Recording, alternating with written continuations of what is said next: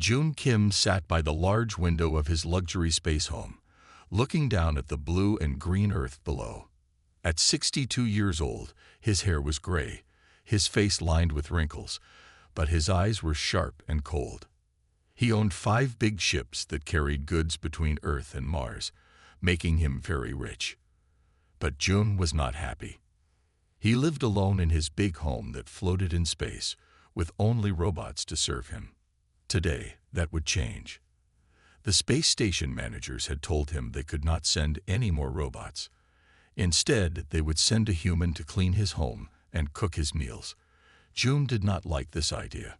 He preferred machines to people. Machines did not talk back. They did not have feelings to hurt. They just did their job and stayed quiet. The door chimed, a soft bell sound that echoed through the empty rooms. June frowned and stood up slowly. His knees hurt these days, and there was a strange feeling in his chest, sometimes, a tightness that came and went. The doctors had put a fake heart in his chest 10 years ago, but he hardly thought about it anymore. "Open," he said, and the door slid open with a soft hiss. A woman stood there.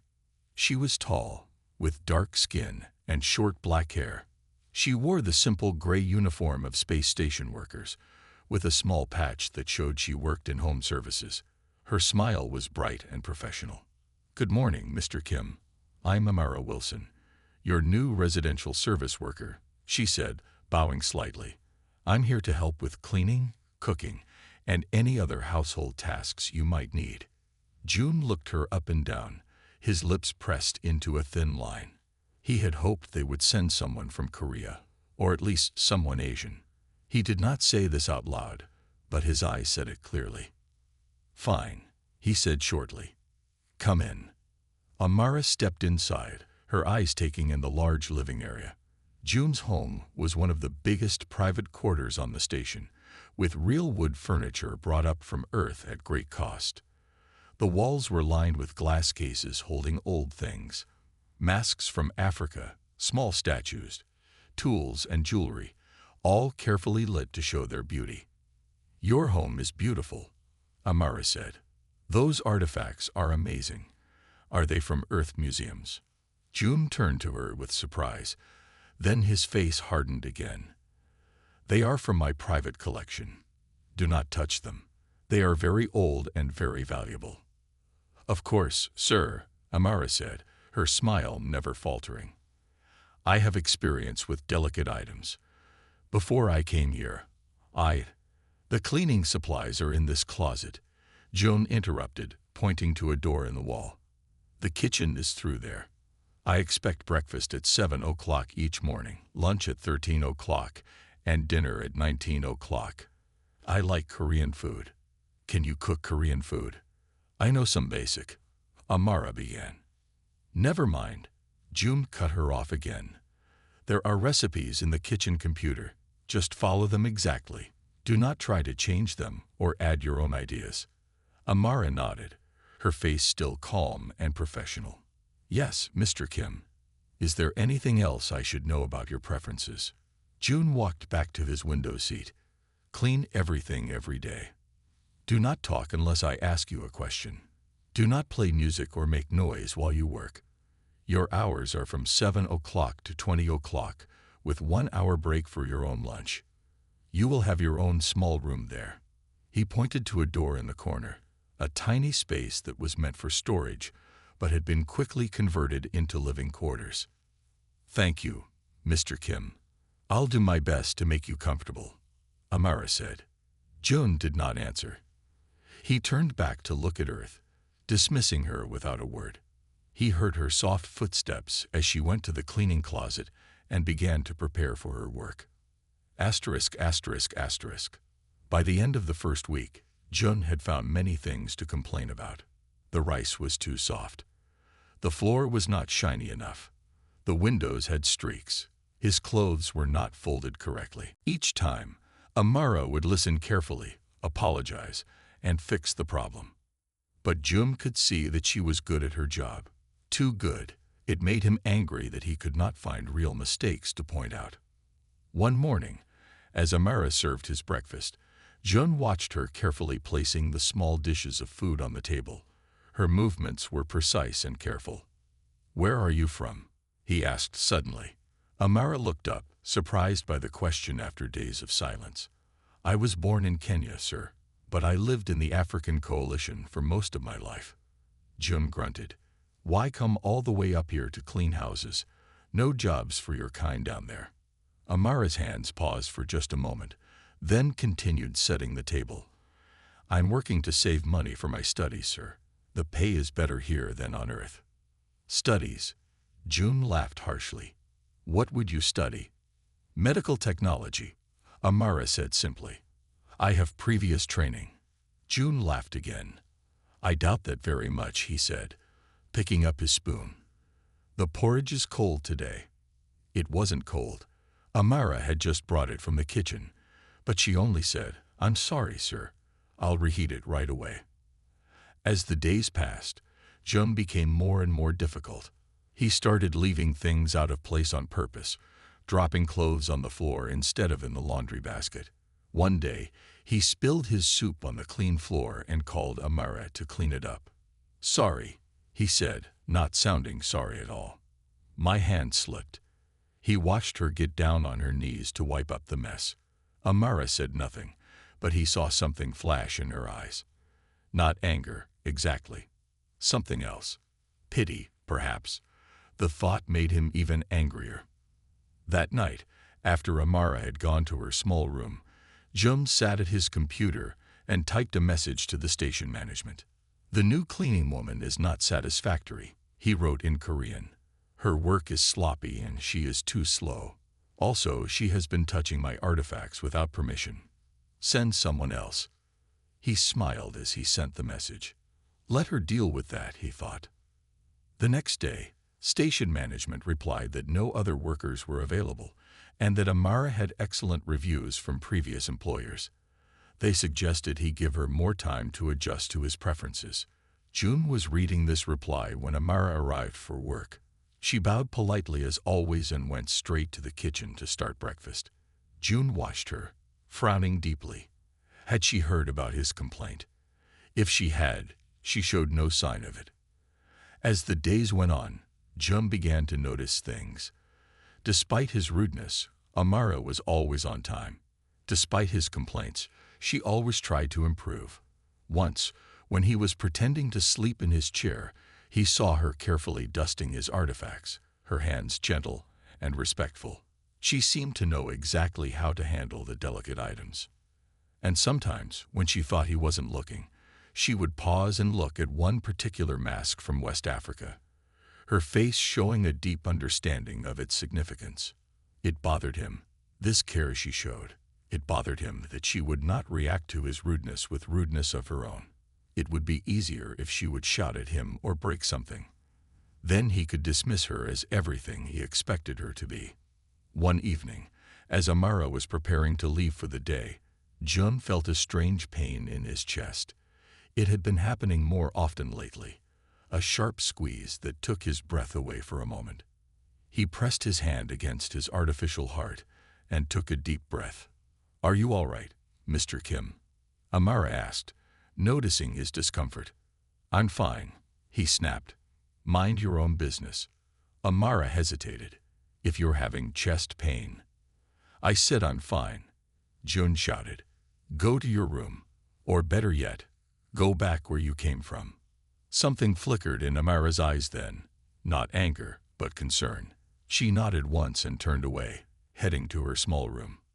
As the door closed behind her, Jun felt the pain ease, but a different kind of discomfort remained, one that no artificial heart could fix. He turned to look at the earth below, beautiful and distant, and for the first time in many years, he felt truly alone. 2 weeks passed, and the air in Jun's luxury space home grew heavier with each day.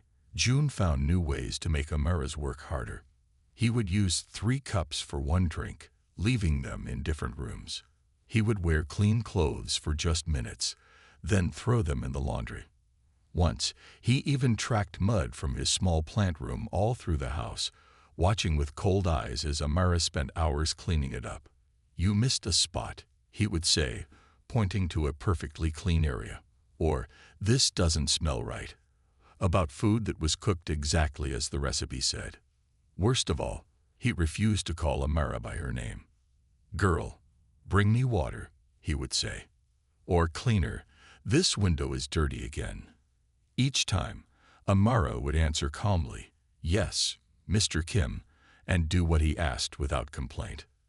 One morning, June woke up feeling strange. His heart seemed to jump in his chest, then slow down, then jump again. He sat on the edge of his bed, breathing hard until the feeling passed. The medical computer in his room beeped once, ran a quick check, and showed a green light. "All normal," it said. June frowned but got dressed for the day. At breakfast, his hand shook slightly as he lifted his spoon. Amara noticed but said nothing. She had learned that June did not want her concern. "The rice is too hard today," June said, pushing his bowl away even though the rice was perfect. "I'm sorry, Mr. Kim. I'll make fresh rice," Amara said, taking the bowl. "Don't bother," June snapped. "I'm not hungry anymore. Just clean up this mess." Amara nodded and began to clear the table. June watched her with narrowed eyes. "How long have you been cleaning houses?" he asked suddenly. Amara looked up, surprised by the question. "I've been in residential service for about 2 years. And before that?" "You said something about medical studies, didn't you?" A small smile touched Amara's lips. "Yes, sir. I worked in emergency medicine for several years." June laughed harshly. "As what? A helper? Bringing water to the real doctors?" Amara's hands paused in their work for just a moment. "No, sir. I was trained as an emergency medical technician. I specialized in heart cases." June stared at her, then laughed again. "I don't believe you," he said. "If you were really a medical worker, why would you be cleaning my house?" Amara continued clearing the table, her face calm. "Sometimes life takes unexpected turns, Mr. Kim, but I still hope to return to medicine one day." June stood up suddenly, feeling dizzy as he did. He steadied himself against the table. "I'll be in my study," he said. "Don't disturb me." In his study, June sat at his computer and pulled up Amara's worker file. It was short and gave little information. She was 34 years old. She had good reviews from previous employers. She had basic medical training, first aid, CPR, nothing special. The file said nothing about being an emergency medical technician. "Liar," June muttered, "just like all of them." He typed a message in Korean to the station management. "The cleaner is telling lies about her past. She claims to be a medical worker but is clearly not qualified. I don't want liars in my home." He sent the message, feeling satisfied. Then he opened his desk drawer and took out a small bottle of expensive whiskey. His doctor had told him not to drink with his heart medication, but June didn't care. One small drink would help calm his jumping heart. After his drink, June went to check on his collection. The masks, statues, and tools from Africa were his pride. He had paid a lot of money for them over the years. He knew little about what they meant or how they were used, but they looked impressive on his walls. He was surprised to find Amara carefully dusting one of the masks. It was wooden, painted black with white dots around the eyes and mouth. "What are you doing?" he demanded. "I told you not to touch these." Amara stepped back quickly. "I'm sorry, Mr. Kim. They were getting dusty, and I know how important they are to you." "You don't know anything about them," June said angrily. "These are valuable pieces of history. They belong in my collection, not in whatever village you came from." Instead of looking hurt, Amara looked at the mask with knowing eyes. "This is a healing mask from the Yoruba people," she said quietly. "My grandmother had one like it. It's used in ceremonies to drive away sickness." June was surprised but hid it with more anger. "Don't pretend to know about these things. Just clean the glass, not the items inside." "Yes, Mr. Kim." Amara went back to cleaning the glass cases, her face showing no emotion. That night, after Amara had gone to her room, June looked up the mask on his computer. To his surprise, Amara was right. It was exactly what she had said. A healing mask from the Yoruba people. He quickly closed the page, not wanting to admit she knew more than he did. The next morning, June woke up feeling even worse. His chest hurt, and he was short of breath. The medical computer beeped, ran its check, and showed a green light again. All normal, it insisted. June took an extra pill for his heart and got dressed slowly. At breakfast, he could barely eat. The room seemed too hot, then too cold. His arm felt strange, almost numb. Amara noticed his pale face. "Mr. Kim, are you feeling unwell? Would you like me to call the station doctor?" "No," June said sharply. "I don't need a doctor, and I certainly don't need your concern." "Very well, sir," Amara said, stepping back. June tried to stand but felt too weak. "Bring me my tablet," he ordered. "I need to check something." When Amara brought his tablet, June pulled up his medical file. According to the computer, his artificial heart was working fine, but he knew something was wrong. He could feel it. As Amara cleaned nearby, June opened another message to station management. This time, he wrote in Korean, thinking Amara couldn't read it. "The cleaner is spying on me. She pretends to know about my collection. She asks too many questions about my health. I think she might be trying to steal from me. Send security to check her room." June smiled as he sent the message. Let her explain that to station security. What June didn't know was that Amara could read Korean. She had learned it during her medical training, as many of the best heart devices were made in Korea. She saw his message reflected in the glass she was cleaning but showed no reaction. She simply continued her work. That afternoon, 2 security officers came to June's home. They spoke with June first, then asked to speak with Amara. June watched with satisfaction as they took her to her small room to look through her things. 10 minutes later, the officers came out. "Sir, we found nothing suspicious," one said. "Her room is very tidy, and she has few personal items, mostly books about medical studies." June frowned. "She must have hidden things somewhere else. She knows too much about my artifacts. Things she shouldn't know." The second officer looked uncomfortable. "Sir, we checked her background more thoroughly. She was indeed an emergency medical technician in the African Coalition. She specialized in cardiac care, as she claimed. She lost her position when the new government took over and changed the medical system." June stared at them, his face growing red with anger and embarrassment. "That's not possible," he insisted. "Check again." "We've checked thoroughly, sir," the first officer said. "There's no cause for concern. Is there anything else you need from us?" June dismissed them with a wave of his hand, too angry to speak. After they left, he sat alone in his living room, staring at his collection of African artifacts. So she had been telling the truth about her medical background. And about the mask. What else had she been right about? Later that evening, as Amara served dinner, June felt another sharp pain in his chest. This one was worse than before, spreading down his arm. He gasped and clutched at his shirt. "Mr. Kim."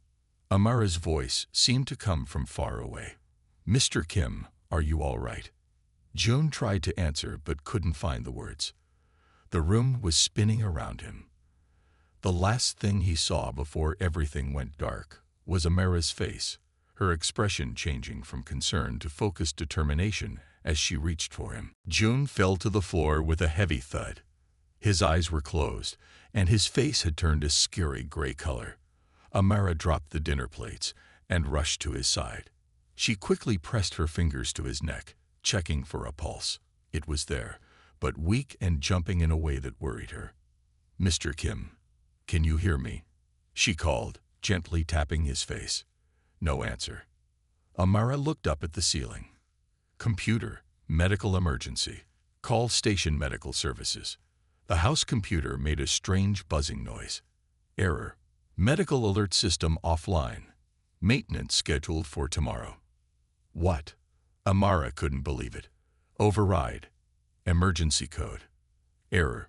System requires administrator approval. Amara looked down at June. His breathing was shallow, and his lips were turning blue. This was very bad. She reached for her personal communicator, a small device all station workers carried. Emergency medical services. This is Amara Wilson in Habitat Ring 5, Suite 22. I have a man down with a suspected heart attack. Artificial heart implant. I need help right away. The answer came quickly.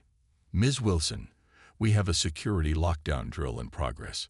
All transport between sections is paused for the next 30 minutes.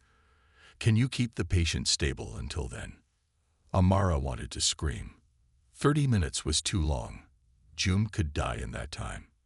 This is a real emergency, she insisted. Can you override the drill? Negative. The drill affects all transport systems. We can send help in 30 minutes. Keep the patient comfortable and monitor vital signs. The connection ended. Amara was on her own. She took a deep breath. Okay, she said to herself. You've done this before. You can do it again. First, she needed to get June onto a flat surface. She couldn't lift him onto his bed, but the couch would work. With great effort, she managed to drag him onto the couch and position him flat on his back. Computer, what model is Mr. Kim's artificial heart? She asked. Kim Hyun Medical Systems, model K750, implanted 10 years ago, the computer replied. Amara knew this model. It was good but had problems when it got old. After 10 years, it should have been checked or replaced. Computer, show me Mr. Kim's recent medical scans. The computer displayed June's medical information on the wall screen. Amara read it quickly, frowning at what she saw. The artificial heart was failing, but the computer had missed the signs. The sensors were reporting everything as normal when it clearly wasn't. Computer, medical cabinet access, Amara said. Access denied. Medical cabinet requires administrator approval. Amara looked at June. His breathing was getting worse. I don't have time for this, she muttered. She ran to the kitchen and grabbed a small tool from her cleaning supplies. Back at the medical cabinet, she quickly used the tool to override the lock. Inside, she found basic medical supplies and June's heart medications. She grabbed what she needed and returned to his side. She tore open June's shirt to expose his chest. There was a long scar down the middle where the artificial heart had been put in. She placed her hands on his chest and felt the uneven beat of the machine inside. The power cell is failing, she said to herself, and the main pump is out of rhythm. In a proper hospital, doctors would open his chest and fix or replace the heart. But Amara didn't have those tools. She had to find another way to keep June alive until help came. She remembered her training. The KA750 had an emergency port, a small spot under the skin near the collarbone where doctors could connect to the heart in an emergency. She felt along June's collarbone until she found it. A tiny hard bump under the skin. I need a power source and a connection, she said, looking around the room. Her eyes landed on June's tablet. It had enough power, but she needed to connect it to the heart. She ran to the kitchen again and found a thin metal skewer used for cooking. She also grabbed some electrical tape and a small knife. Working quickly, she cut a small opening in June's skin over the emergency port. There was a little blood, but not much. She could see the metal port now. I'm sorry, Mr. Kim, she said. This isn't going to be pretty, but it might save your life. She took the tablet and carefully opened its back. Inside were the battery and circuits. She used the knife to expose 2 specific wires, then connected them to the metal skewer with the electrical tape. She wrapped the other end of the skewer with tape, leaving just the tip exposed. Carefully, she inserted the metal tip into the emergency port in June's chest. Then she turned on the tablet and opened a special program she knew from her training. The screen showed a series of numbers and settings. Power, 47%, she read.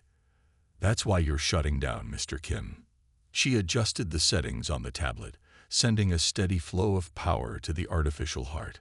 Almost immediately, Jum's breathing became more regular, and his color improved slightly. But this was just a temporary fix. The tablet battery wouldn't last long, and the connection wasn't stable. Amara looked at the time. Still 20 minutes until medical help would arrive. She needed to do more. She remembered that the KA750 could be reset if it was malfunctioning. But resetting an artificial heart was dangerous. The heart would stop completely for 5 seconds before restarting. Without proper equipment, Jun might not survive those 5 seconds. Amara bit her lip, thinking hard. Then she had an idea. She went back to the medical cabinet and searched through the supplies. There she found a manual respirator, a simple device to help someone breathe. She also found a small bottle of medicine that could help keep Jun's natural heart cells working during the reset. Returning to Jun's side, she prepared the medicine and the respirator. Then she took a deep breath and spoke clearly to him, even though he couldn't hear. "Mr. Kim, I'm going to reset your heart implant. It will stop for 5 seconds. I'll help you breathe until it starts again. If you can hear me in there, please fight to stay with us." She entered the reset code on the tablet. A warning appeared on the screen. "Warning. Heart will stop for 5 seconds. Confirm." Amara pressed confirm. Jun's body jerked as his artificial heart stopped. Amara immediately started using the respirator, pumping air into his lungs manually. She counted in her head. 1, 2, 3, 4, 5. Nothing happened. 6, 7, 8. "Come on," she whispered. "Start." 9, 10. Suddenly, Jun's body jerked again. The tablet screen showed reset complete. Power 62%. Function basic. Amara felt for his pulse. It was there, weak but steady. The artificial heart was working again, at least at a basic level. It would keep him alive until help arrived. Jun's eyelids fluttered. He opened his eyes slightly, looking confused and afraid. "What happened?" he whispered. "Your heart implant was failing," Amara explained, her voice calm and professional. "I've done an emergency reset. Medical help is on the way." Jun's eyes focused on her face.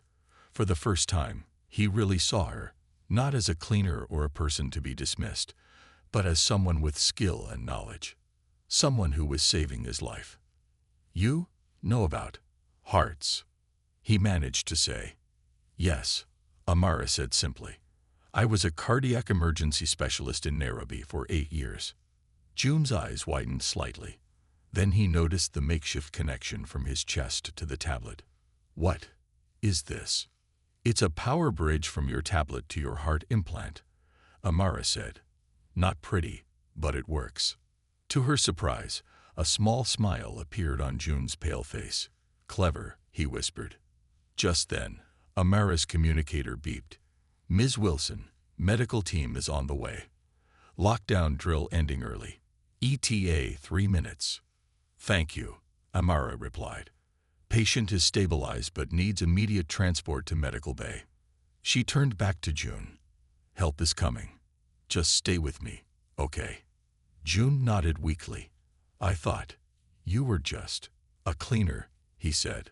Amara adjusted the tablet settings slightly, improving the power flow. "No one is just anything, Mr. Kim," she said quietly. Jun's eyes stayed on her face as she worked. He saw how confident her hands were, how focused her eyes. He heard her speak to the emergency services in perfect medical terms, explaining exactly what had happened and what she had done. And to his great surprise, she was speaking in Korean, fluent, technical Korean that he had never heard her use before.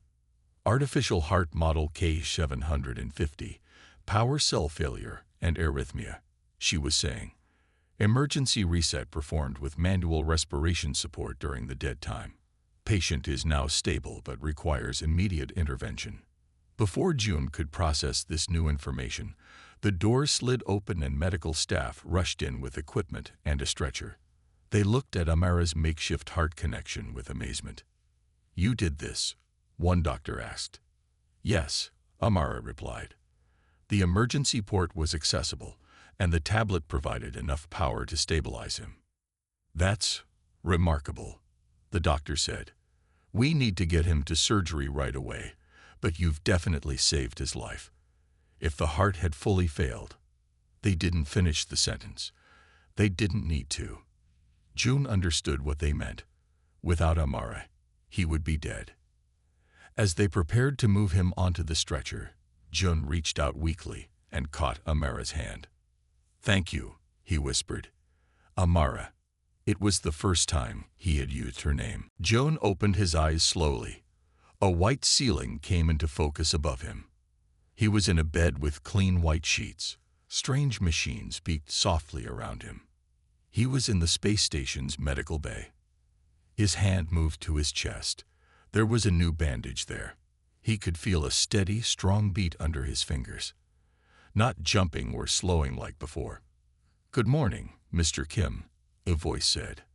How are you feeling today?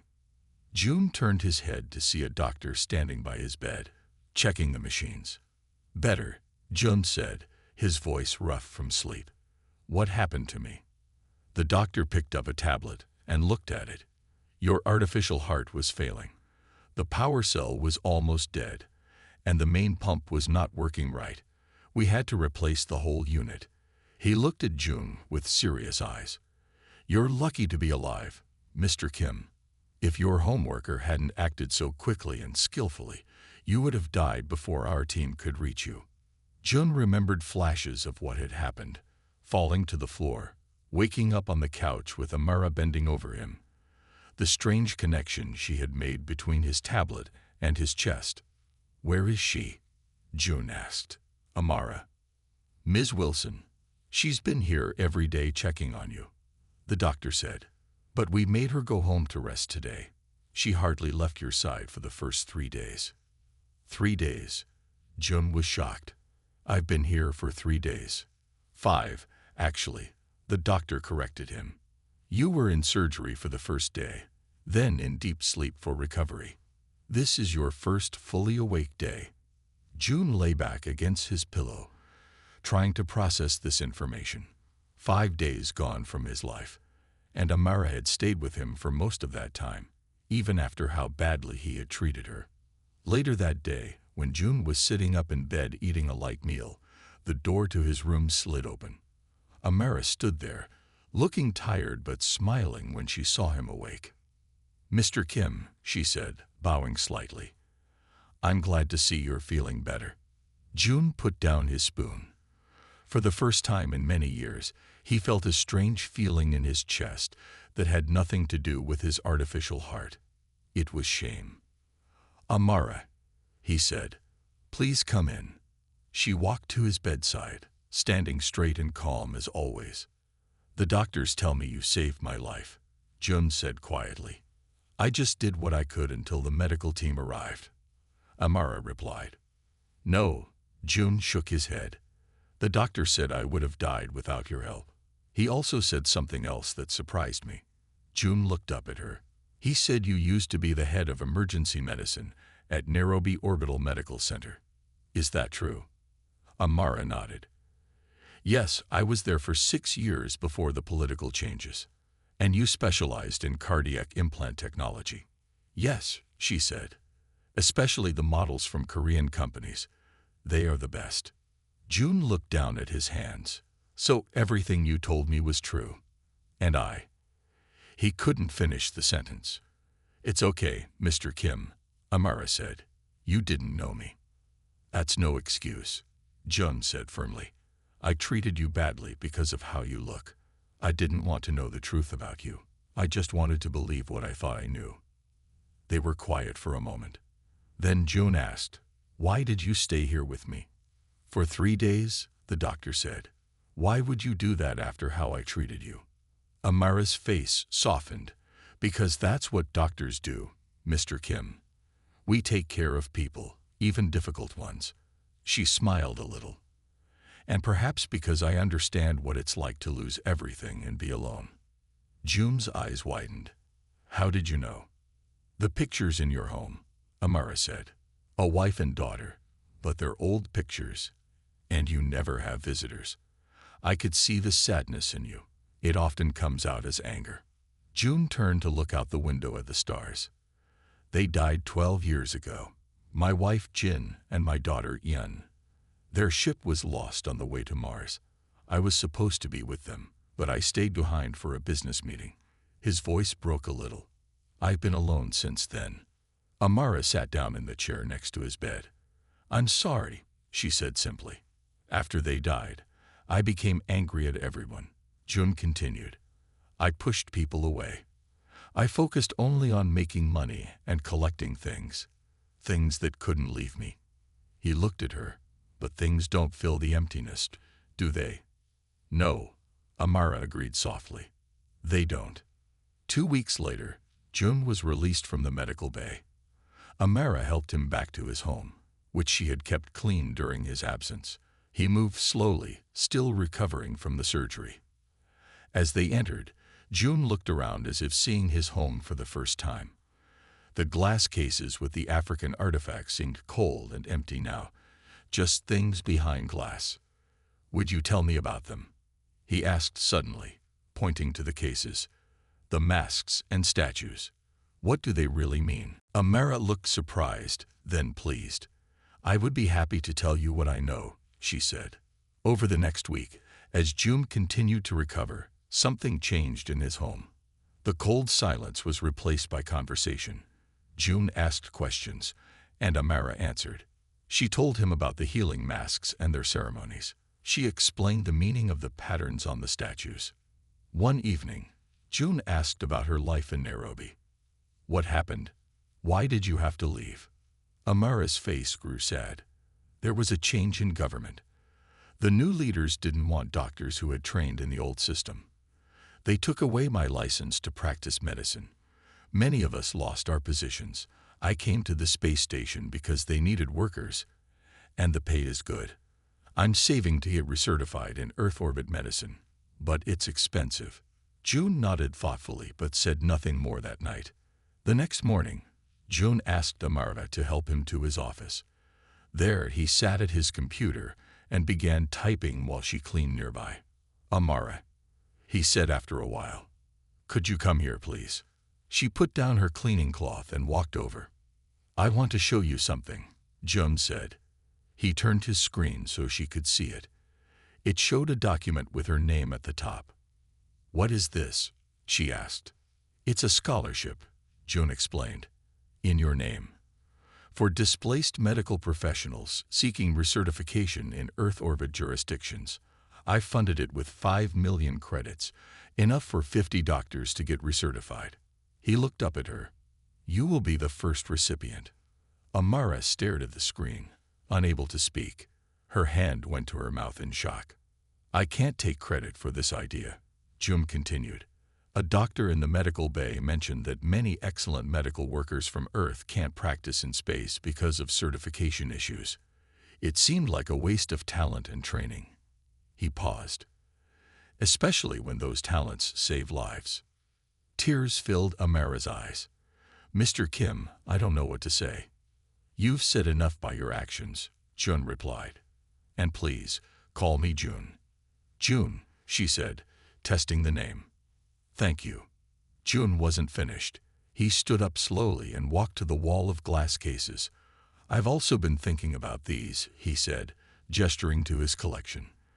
They don't belong here, locked away where no one can see them or learn from them. What will you do with them? Amara asked. I'm donating them to the African Cultural Preservation Project, June said. The one you mentioned once. I called them yesterday. They were very excited about the collection. He turned to her. But they need someone who knows about these pieces to help document them properly. Would you be willing to help with that in your spare time until your medical recertification is complete? Amara smiled widely. I would love to. 3 months later, June stood in a large room in the space station's community center.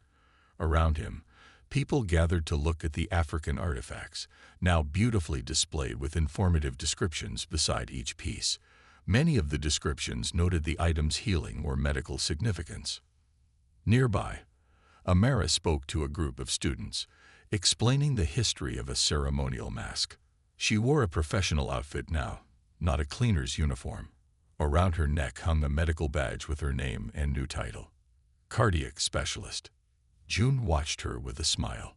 His new heart beat steadily in his chest, but something else had been healed too, something that no artificial heart could fix. The coldness and anger that had filled him for so many years was fading, replaced by something warm and unfamiliar, connection. As if sensing his thoughts, Amara looked up and met his eyes across the room. She smiled and gave him a small nod. June nodded back, a gesture of respect between equals. Later, as they walked back to June's home, where Amara still visited regularly, now as a friend, June said quietly, "I've been thinking about taking a trip to Earth, to visit Kenya." He looked at her. "I've never been to Africa. Would you show me around your home when you go for your final certification?" "I would be honored," Amara said, her eyes bright with happiness. "There's so much I want to show you." June nodded, looking out at the stars. For the first time in 12 years, he was looking forward to tomorrow.